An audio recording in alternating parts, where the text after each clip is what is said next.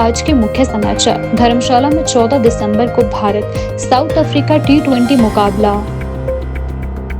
हिमाचल में बढ़ रहा मानसिक तनाव।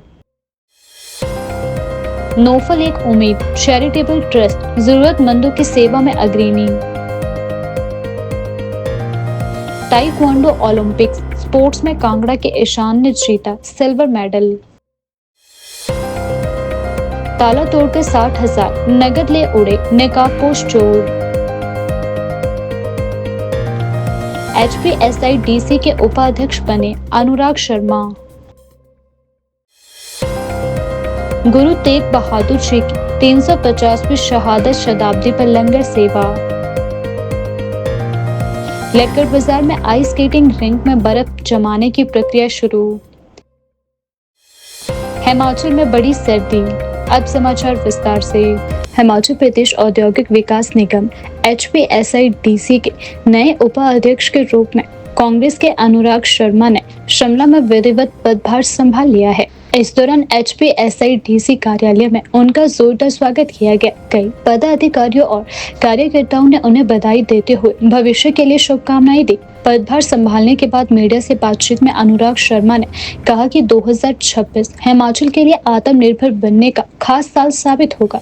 उन्होंने कहा कि राज्य में उद्योगों का विस्तार, रोजगार सृजन और निवेश बढ़ाने की दिशा में तेजी से कार्य किया जाएगा। अनुराग शर्मा ने इस महत्वपूर्ण जिम्मेदारी के लिए मुख्यमंत्री ठाकुर सुखविंदर सिंह सुक्खू का धन्यवाद करते हुए भरोसा दिलाया कि वे पूरी निष्ठा के साथ प्रदेश के औद्योगिक विकास को नई ऊंचाइयों तक ले जाने का प्रयास करेंगे। पहले तो हमारे प्रदेश के माननीय यशस्वी मुख्यमंत्री ठाकुर सुखविंदर सिंह सुक्खू जी का धन्यवाद आभार प्रकट करता हूं, जिन्होंने एक संगठन के एक आम कार्यकर्ता को आज बहुत बड़ी जिम्मेदारी दी है। और मैं समझता हूं कि ये जो जिम्मेदारी दी गई है और ये जो हमारा डिपार्टमेंट है इंडस्ट्रीज़ का, इसमें युवाओं के लिए बहुत कुछ करने के लिए है। और जो माननीय मुख्यमंत्री जी का विजन है, हम उसको लेकर आगे बढ़ेंगे और जो भी दिशा निर्देश उनके द्वारा प्राप्त होंगे हम उनको आगे लेके जाएंगे।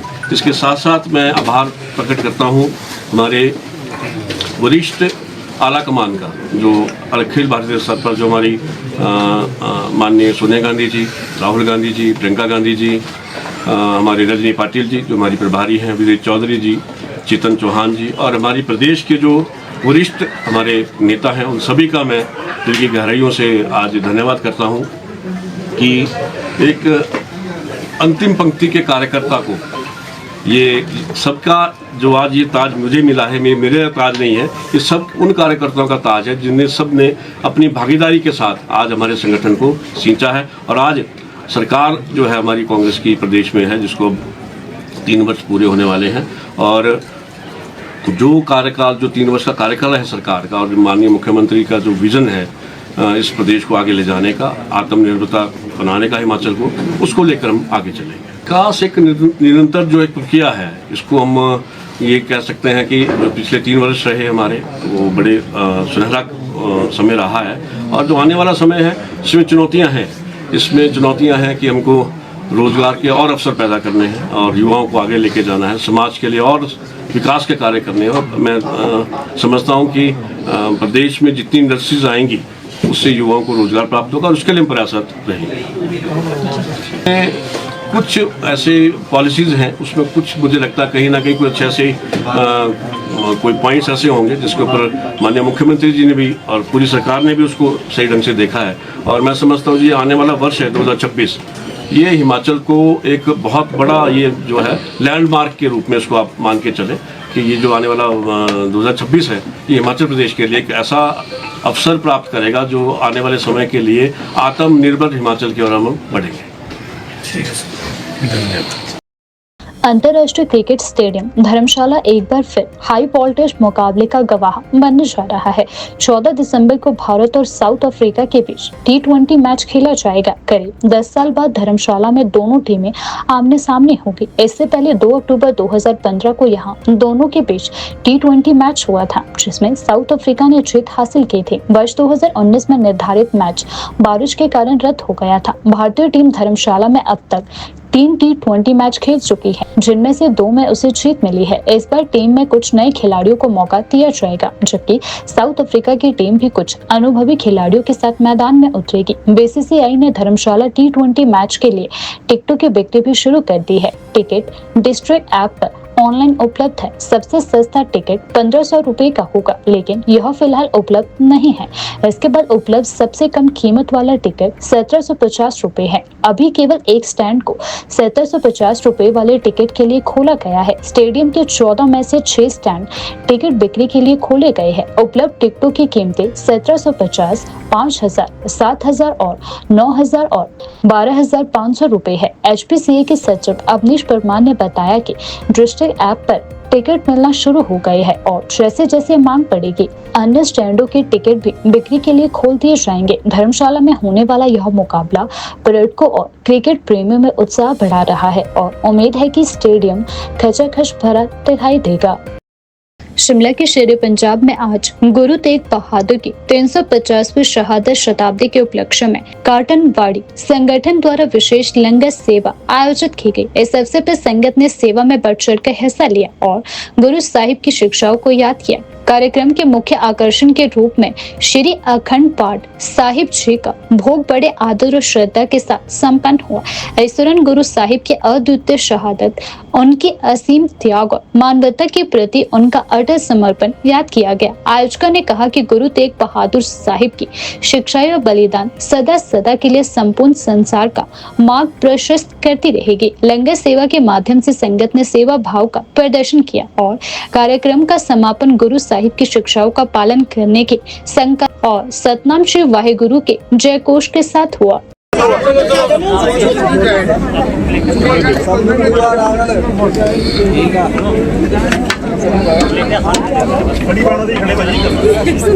नाम भूपिंदर सिंह। श्री गुरु तेग बहादुर जी का 350 शहीदी को 350 शताब्दी गुरुपुरब मनाया जा रहा है। उसके उपलक्ष्य में लंगर लगाया गया काटनवाड़ी एसोसिएशन में। ये पूरे बाजार में है, गुरुद्वारे हैं, जगह जगह प्रोग्राम बनाया जा रहा है। हिमाचल प्रदेश में मानसिक स्वास्थ्य को लेकर चिंताजनक स्थिति सामने आई है। राज्य में एक वर्ष के भीतर 5830 नए मानसिक रोगी बढ़े हैं। मानसिक तनाव और मनोरोगों में इस बढ़ोतरी को देखते हुए स्वास्थ्य विभाग अलर्ट मोड पर है। यह जानकारी स्वास्थ्य एवं परिवार कल्याण विभाग की वार्षिक रिपोर्ट 2024-25 में दी गई है। रिपोर्ट के अनुसार वर्ष 2024-25 में प्रदेश के विभिन्न अस्पतालों में 76,237 मानसिक रोगी इलाज के लिए पहुंचे, जिनमें से 7,209 मरीजों को भर्ती करना पड़ा। वहीं वर्ष 2023 और 24 में कुल 70,407 मरीज अस्पताल पहुंचे थे, जिनमें से 5,453 भर्ती हुए थे। आंकड़े साफ दिखाते हैं कि हिमाचल में मानसिक तनाव का दायरा तेजी से बढ़ रहा है। रिपोर्ट में खुलासा हुआ कि युवाओं में बढ़ती नशे की लत मानसिक रोगों के मामलों में बढ़ोतरी का बड़ा कारण है। नशे का सेवन कई युवाओं को मनोरोगी बना रहा है। वहीं बच्चों में पढ़ाई का दबाव, प्रतिस्पर्धा और अभिभावकों की अपेक्षाओं का बोझ मानसिक तनाव बढ़ा रहा है। अभिभावकों द्वारा नशे से प्रभावित बच्चों का नशा निवारण केंद्र के बजाय अस्पताल में भर्ती करवाने की प्रवृत्ति भी बढ़ रही है। कई बच्चों को 2-3 महीनों तक अस्पताल में रखकर घर भेजा जा रहा है। बुजुर्गों की हालत भी बेहतर नहीं है। रिपोर्ट बताती है कि हिमाचल के वरिष्ठ नागरिक बड़ी संख्या में ऑनलाइन ठगी का शिकार हो रहे हैं, जिससे वे गंभीर मानसिक तनाव में चले जा रहे हैं। खातों में लाखों रुपए उड़ाए जाने के कई मामले अस्पतालों तक पहुंच रहे हैं। परिवार में किसी सदस्य की मृत्यु होने के बाद भी मानसिक तनाव के मामले लगातार दर्ज हो रहे हैं। आईजीएमसी शिमला के मनोचिकित्सा विभाग के प्रमुख डॉक्टर दिनेश दत्त शर्मा ने बताया कि अस्पताल में बढ़ती संख्या चिंता का विषय है। हालांकि इलाज के बाद अधिकांश मरीजों को स्वस्थ कर घर भी भेजा जा रहा है। उन्होंने कहा कि युवा नशे की वजह से मानसिक बीमारियों का शिकार हो रहे हैं। बच्चों पर पढ़ाई और प्रतिस्पर्धा का दबाव अत्यधिक है। आर्थिक दिक्कतें और एंजाइटी भी मानसिक तनाव का बड़ा कारण है। मानसिक रोगियों में तेजी से वृद्धि को देखते हुए स्वास्थ्य विभाग मानसिक स्वास्थ्य सेवाओं, काउंसलिंग, नशा मुक्ति सुविधाओं और साइबर जागरूकता कार्यक्रमों को मजबूत करने की तैयारी कर रहा है। मानसिक तनाव को लेकर बढ़ती चुनौतियां राज्य के लिए गंभीर संकेत है। जरूरतमंदों की सहायता के लिए समर्पित नोफल एक उम्मीद चैरिटेबल ट्रस्ट समाज सेवा के विभिन्न क्षेत्रों में लगातार सराहनीय कार्य कर रहा है। ट्रस्ट के महामंत्री पूनम नेगी ने बताया कि संस्था का उद्देश्य कठिन परिस्थितियों में फंसे लोगों तक हर संभव सहायता पहुंचाना है। ट्रस्ट द्वारा आईजीएमसी शिमला, रिपन हॉस्पिटल और पीजीआई चंडीगढ़ में मरीजों व उनके परिजनों के लिए नियमित लंगर सेवा चलाई जा रही है। इसके अतिरिक्त संस्था अब तक 250 से अधिक बच्चों की शिक्षा और आवश्यक जरूरतों का पूरा खर्चा वहन कर चुकी है। हाल ही में 5 तारीख को आर्थिक रूप से कमजोर 2 महिलाओं को सिलाई मशीनें प्रदान की गई ताकि वे अपना पालन पोषण कर सके। इसके साथ ही ट्रस्ट ने इस महीने 6 बेटियों की शादी के लिए धाम का पूरा खर्चा उठाया। 2 दिन पहले बंगाना कॉलोनी में 2 जरूरतमंद लड़कियों की शादी में भी संस्था ने संपूर्ण धाम की व्यवस्था कर सहयोग दिया। ट्रस्ट 30 तारीख को एक और बेटी की शादी करवाने जा रहा है। वहीं दिसंबर माह में भी 6 और बेटियों की शादियों में सहयोग प्रदान करने की योजना बनाई गई है। पूनम नेगी ने समाज से अपील की है कि अधिक से अधिक लोग आगे आकर नोफल एक उम्मीद चैरिटेबल ट्रस्ट का साथ दें, विशेषकर बेटियों की शादियों में सहयोग करके मानवता की सेवा में योगदान दें। नमस्कार, मैं पूनम नेगी, महामंत्री नोफल एक उम्मीद चैरिटेबल ट्रस्ट। जैसा कि सभी को पता है, संस्था किसी भी क्षेत्र में जरूरतमंद की सहायता करती है।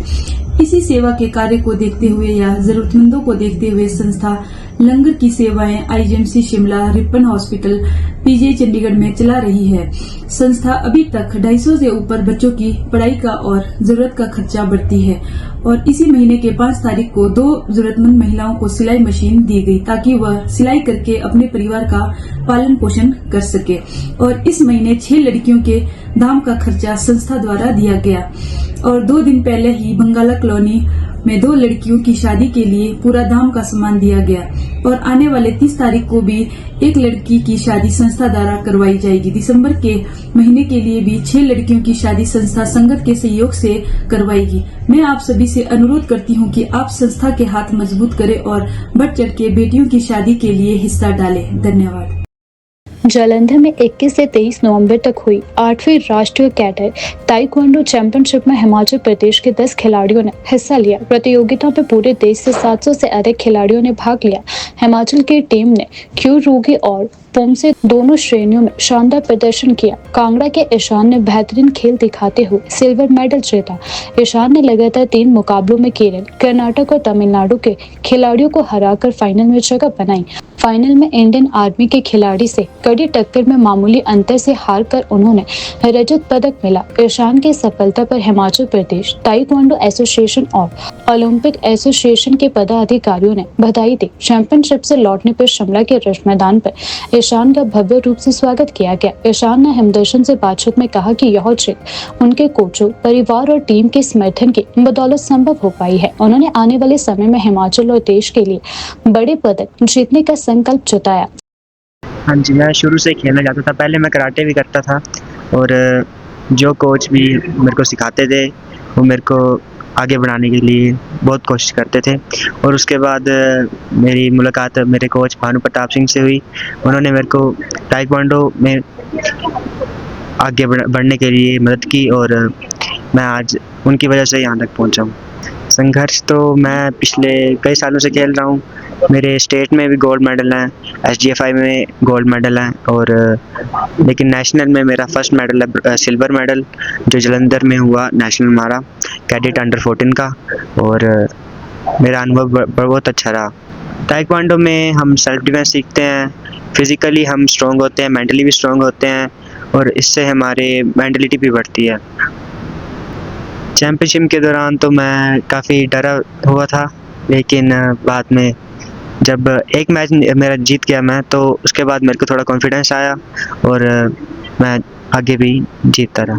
जी, मैं इस गेम में अपना करियर बनाना चाहूँगा। ताइक्वांडो एक मार्शल आर्ट है और ये कोरिया से आया है और हिमाचल में इसके जो मेन हेड हैं वो हैं मिस्टर विनोद कुमार और मेरे कोच हैं मिस्टर भानु प्रताप सिंह, जिन्होंने मेरे को ताइक्वांडो सिखाया। अरे बहुत खुशी की बात है कि बेटे ने सिल्वर मेडल पाया है। इसके लिए मैं भानु प्रताप जी का, उनके कोच जो हैं उनका धन्यवाद करता हूँ। विनोद सर हैं उनका भी बहुत धन्यवाद करता हूँ। और मैडम जी आपका भी बहुत बहुत धन्यवाद करता हूँ, और हिमाचल एसोसिएशन का बहुत बहुत धन्यवाद करता हूँ। हाँ जी मैडम जी, पहले 4-5 साल पहले मैंने ना एक्चुअली उधर एक ताइक्वांडो की प्रतियोगिता हुई थी, जब शायद से 7वीं कक्षा में पढ़ता था, तो इसको मैंने ऐसे ही भेज दिया। तो वहाँ पर इन्होंने शायद सिल्वर मेडल जीता था स्टार्टिंग में। बच्चे भी छोटे छोटे थे उस टाइम। उसके बाद फिर मैंने इसको लगातार प्रैक्टिस करवाई, और 2 साल से ये अपना गोल्ड मेडल हिमाचल के लिए ले रहा है। और पीछे भी अपने 15 दिन पहले 19 में हिमाचल में गोल्ड मेडल इसने जीता था। उसके बाद इनका नेशनल में जम्मू में कैंप लगा था। जम्मू में जो कुछ अंकों से रह गए थे, तो अभी अंडर 14 में इनको जलंधर में भेजा था। अभी सिलेक्शन हुई थी इनकी, तो वहाँ भेजा था, वहाँ उन्होंने सिल्वर मेडल जो है प्राप्त किया है। हाँ जी। फ्रेंड्स कॉलोनी नालागढ़ में दिन दिहाड़े चोरी की बड़ी वारदात सामने आई है। कॉलोनी निवासी निपुण जैन के घर का ताला तोड़कर 2 नकाबपोश चोर 60,000 रुपए नगद लेकर फरार हो चुके हैं। घटना घर में लगे सीसीटीवी कैमरे में कैद हो चुकी है। जानकारी के अनुसार निपुण जैन अपनी पत्नी के साथ पटियाला एक विवाह समारोह में गए हुए थे। शाम 7:30 बजे जैसे ही वे घर लौटे तो मुख्य दरवाजे का ताला टूटा देखकर उन्हें चोरी का शक हुआ। अंदर जाकर देखा तो अलमारी खुली पड़ी थी और सामान बिखरा हुआ था। सीसीटीवी फुटेज में दिखाई दिया कि शाम 6 बजे 2 नकाबपोश चोर दीवार फांदकर घर में घुस गए। उन्होंने पहले गेट का ताला तोड़ा, फिर अलमारी का ताला तोड़कर 60,000 रुपए नगद निकाल लिए। इसके बाद चोर मौके से फरार हो गए। पीड़ित परिवार का कहना है कि चोरों को पहले से पता था कि दिन के समय घर खाली रहेगा और इसी वजह से योजना को अंजाम दिया गया। सूचना मिलते ही नालागढ़ पुलिस मौके पर पहुंची और फिंगरप्रिंट सहित आवश्यक सबूत जुटाए गए। एएसपी अशोक वर्मा ने बताया कि शिकायत दर्ज कर ली गई है और पुलिस मामले की गंभीरता से जांच कर रही है। हिमाचल प्रदेश में रात के तापमान लगातार गिर रहे हैं और सर्दी तेज हो रही है।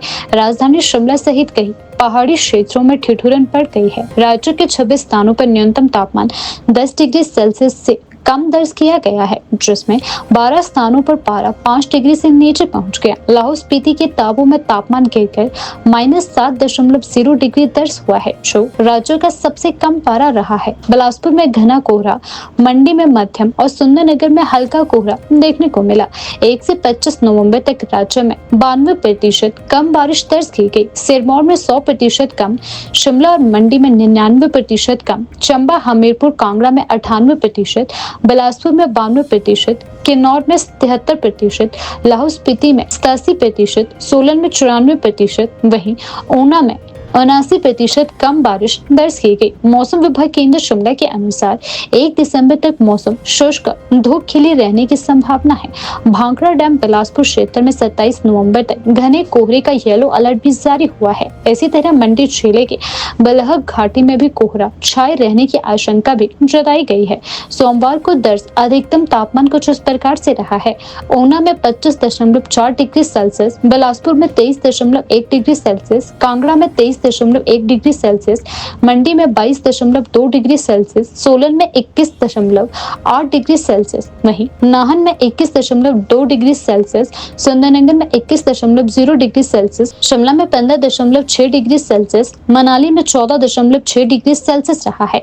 अगले 4 से 5 दिनों में न्यूनतम तापमान में कोई बड़ा बदलाव नहीं होगा। अधिकतम तापमान भी अगले 24 घंटों में स्थिर रहेगा, लेकिन अगले 3 से 4 दिनों में इसमें 2-3 डिग्री की बढ़ोतरी हो सकती है। राजधानी के लक्कड़ बाजार स्थित आइस स्केटिंग रिंक में बर्फ जमाने की प्रक्रिया शुरू हो चुकी है। रिंक में रात के समय हर 1 घंटे के बाद पानी का छिड़काव किया जाएगा, जिससे बर्फ की परत मोटी बनेगी। इस महीने से ही खिलाड़ियों को रिंक में स्केटिंग करने की सुविधा मिलने की संभावना है। उम्मीद जताई जा रही है कि इस बार स्केटिंग सत्रों की संख्या पिछले साल से कई अधिक हो सकती है। रिंक के संयुक्त सचिव पंकज प्रभाकर ने बताया कि सत्र शुरू होने से पहले रिंक की सतह को सही ढंग से समतल करना आवश्यक है ताकि स्केटिंग के दौरान संतुलन बना रहे। उन्होंने कहा कि शिमला आइस स्केटिंग क्लब ने इस साल भी सदस्यता शुल्क में कोई बड़ा बदलाव नहीं किया है। फीस पिछले वर्ष की तरह ही रहेगी। पंकज प्रभाकर ने बताया कि जैसे ही रिंक में बर्फ जमना शुरू होगी, स्केटिंग सत्र तुरंत शुरू कर दिया जाएगा। इससे शिमला में स्केटिंग के शौकीनों को सर्दियों का मजा जल्द ही मिलेगा। मैम अब तो 15-20 दिन हो गए हैं हमारे को तैयारियां शुरू किए हुए। ग्राउंड की लेवलिंग से शुरू करते हैं, पहले साफ सफाई, उसके बाद ग्राउंड की लेवलिंग, उसके बाद हम पानी डालना शुरू करते हैं। तो जैसे आप देख सकते हैं इस बार हमने लेवलिंग भी एक हफ्ता पहले हमने कंप्लीट कर दी है और कल 24 तारीख थी, कल फर्स्ट स्प्रे हमारा हो गया है।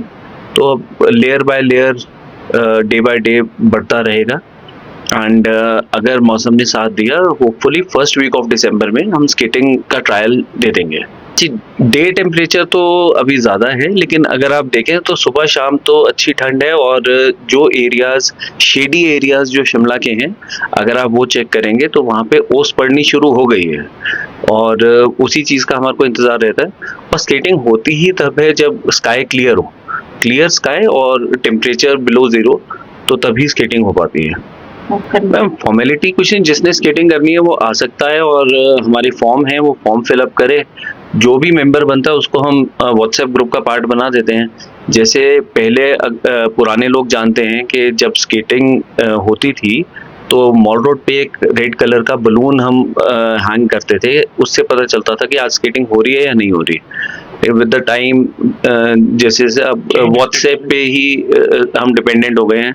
अब व्हाट्सएप पे हमारे को अपडेट करना पड़ता है, उससे इजीली सबको पता चल जाता है कि स्केटिंग हो रही है या नहीं हो रही है। सो की थी वो कॉर्पोरेशन की बिल्डिंग के ऊपर, इस बार जब उन्होंने रिनोवेट किया तो वो जगह छोड़ी नहीं बलून के लिए। हमने कोशिश तो की थी वहाँ पे दोबारा रीइंस्टेट करने की। वैसे भी शिमला बहुत फैल गया है and after that also there is a lot of changes.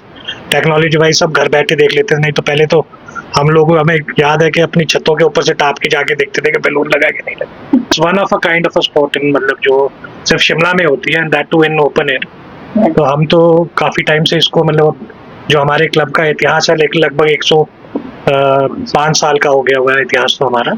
उसकी शुरुआत जो हुई थी 1920 में हुई थी कहते हैं। तो आफ्टर इंडिपेंडेंस जो है ये क्लब जो है हम भारतीयों के हाथों में आया, तो तब से लेके अभी तक जो है हम इसको चला रहे हैं। एंड स्टिल जो है कि टेक्नोलॉजी मूवमेंट, वेदर की वजह से जैसे ग्लोबल वार्मिंग हो रही है, तो अब हमने चाहा है कब सरकार की मदद से जो है इसको हम इंडोर आइस स्केटिंग रिंक में कन्वर्ट कर सकें। स्पेसिफिक प्लान्स तो ऐसा सच नहीं होते क्योंकि हम वेदर डिपेंडेंट हैं, बट बेसिकली जब स्केटिंग होती है तो कैजुअल स्केटिंग फॉर टूरिस्ट सब हम अलाउ करते हैं। उसमें हम जो है स्केट्स वगैरह सब प्रोवाइड करते हैं, सब कुछ करते हैं। तो हमारे जो कैजुअल स्केटर्स हैं और जो हमारे मेंबर्स हैं, वो बीच में उनके साथ जो है संडेज को हमारे रेसेस वगैरह होती हैं और स्पोर्ट्स के लिए जैसे हमारी एक्टिविटीज़, कार्निवल होता है हमारा और जिम खाना होता है, जो हमारा इंडोर मतलब इंटर मतलब कॉम्पिटिशन्स होते हैं जो गेम्स के, तो वो सारा जो है वो आयोजित होता है, वो करा जाएगा इस बार में। वो वेदर डिपेंडेंट होने की वजह से हम स्पेसिफिक डेट्स नहीं दे पाते हैं। वो सब मेंबर्स होते हैं अवेलेबल वहाँ पे, तो हर कोई मतलब ऐसा कोई चार्जेस नहीं होते हैं, तो सब एक दूसरे को सिखा लेते हैं और बच्चे तो बहुत जल्दी ग्रास्प कर लेते हैं। जिन्होंने रोलर स्केटिंग किया हो तो वो जल्दी मतलब 1-2 दिन के अंदर बच्चे स्केटिंग शुरू कर देते हैं करने की। बाकी तो फिर एक वो टेक्निक है, वो धीरे धीरे से सीखते रहते हैं बच्चे।